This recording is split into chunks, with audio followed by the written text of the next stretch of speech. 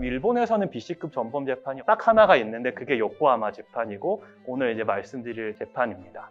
그 중에 하이라이트는 이 큐슈 제국대학 생체 해부 사건이었습니다. 미군이 폭격을 하고 돌아가는데 격추가 돼서 포로가 됐고 이들을 상대로 생체 실험을 하게 됩니다.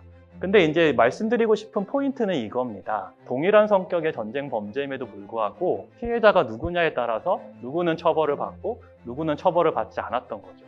이렇게 보면 전범재판은 정말 정치재판이고 승자에 의한 선택적 정의니까 가치가 없다라고 비판할 여지가 있는 거죠. 근데 그럼에도 불구하고 국제법은 뉘른베르크 도쿄재판, 요코하마 재판을 통해서 비약적으로 발전하고요. 그게 지금의 일반적인 전쟁 범죄를 다루는 국제형사법으로 발전을 하고 그래서 전혀 무의미한 것은 아닙니다. 전쟁이라고 하는 것은 국가가 행하는 고도의 정치 행위지 않습니까? 그래서 거기에는 수많은 책임이 따르게 됩니다.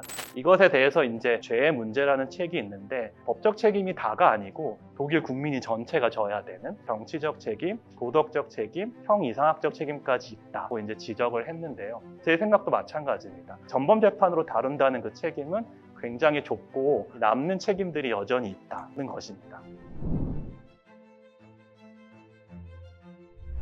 일본에서 7월 3일부터 세 종류의 지폐가 디자인이 전면 바뀝니다. 이 중에서 최고액권 지폐인 만엔 지폐의 새로운 초상인물이 시부사와 에이이치라고 하는 인물이에요. 시부사와는 일본 근대 경제의 아버지, 보통 이렇게 수식어가 붙는 그런 인물입니다. 최고액권 지폐의 주인공은 그 한 나라의 비전을 상징하는 아이콘이기 때문에 굉장히 중요한 인물이라고 할 수 있습니다. 시부사와는 부국 강병보다는 부국 유덕을 주장을 했었고요. 전쟁은 일단 반대를 했습니다. 그래서 평화의 아이콘이라고 하는 그런 이미지가 있고요. 미국에서는 일본계 이민자를 배척하는 이민법이 마련이 되면서 미일 관계가 매우 험악해졌습니다. 하지만 시부사와는 나라끼리는 사이가 좋지 않아도 평화로운 민간 교류는 계속되어야 한다. 이렇게 생각을 했어요. 그래서 당시 미국인 교수이자 선교사와 손을 잡고 어른들은 편견이 있으니까 미래 세대인 아이들이 서로의 문화를 이해해서 평화로운 그런 관계를 갖게 하자. 그래서 인형이라고 하는 물건을 통해서 미일 인형 교류를 하게 됩니다.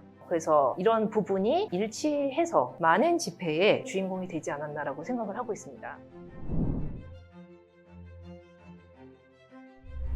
제 주제는 이제 일본화하고 한국화라는 것입니다. 이게 경제에 관한 것인데요. 제가 왜 일본처럼 가지 않느냐 하는 것만 몇 가지 말씀드리겠습니다. 첫째, 이제 경제 규모를 보겠습니다. 1990년대 일본은 미국 GDP의 76% 수준이었습니다. 지금 우리나라 같은 경우에 보면은 주로 수출을 하는 미국, 중국, 인도 GDP의 낮은 수준입니다.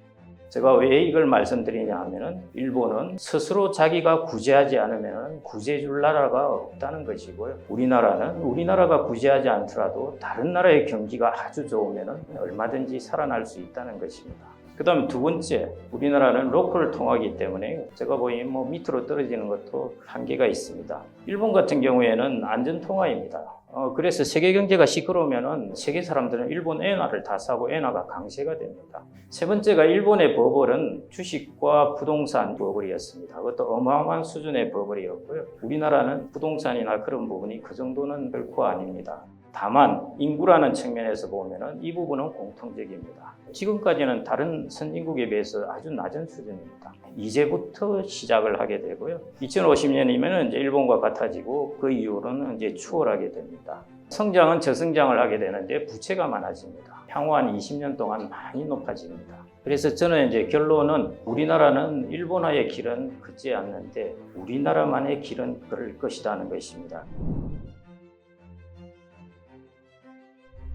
일본 사람이 한국을 다룬 책과 그 다음에 한국 사람이 일본을 다룬 책에 대해서 말씀드리고자 합니다. 하기기 호세이라는 분이 쓴 해협이라는 소설인데요. 주인공이 해협을 3번 건너가는 얘기예요. 맨 처음에는 징용을 당해서 건너가고, 두 번째는 이제 일본에서 다시 한국으로 돌아오게 되고, 세 번째는 현재로 돌아와서 어떤 인물에 대한 복수를 하기 위해서 건너가는 얘기입니다. 그래서 이 소설은 두 겹으로 쓰여져 있습니다. 과거의 이야기하고 현재의 이야기. 과거는 이제 한국 징용 노동자의 참상을 아주 생생하게 그려냈습니다. 일본 작가가. 현재 과거를 망각하고 흔적을 지우려는 움직임에 저항한 이 두 겹의 서사가 같이 펼쳐져 있습니다. 그래서 역사를 은폐하고 망각해서는 안 된다는 메시지를 그려내는 작품입니다.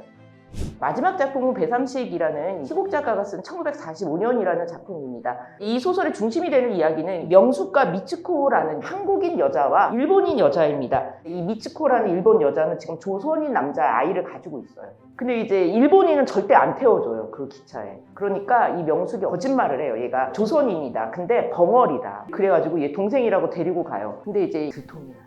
그래서 조선인들이 미치코를 버려라. 그럼 너는 갈 수 있다라고 얘기를 해요. 근데 이제 이 희곡에서 되게 중요한 전사가 있는데 이 둘이 위안부에 같이 있었던 자매 같은 사이였던 거예요. 그러니까 명숙이 우린 지옥에 함께 있었어. 그 지옥을 같이 건너왔죠. 아무리 말해도 당신들은 그 지옥을 몰라. 이번 차를 못 타면 다음 차를 타면 되고 기차를 못 타면 걸어가면 돼. 그리고 딱 끝납니다. 제가 소개시켜드린 작품들이 서로를 이해할 수 있는 어떤 길을 만드는 것, 그것이 문학의 힘이라고 생각을 합니다.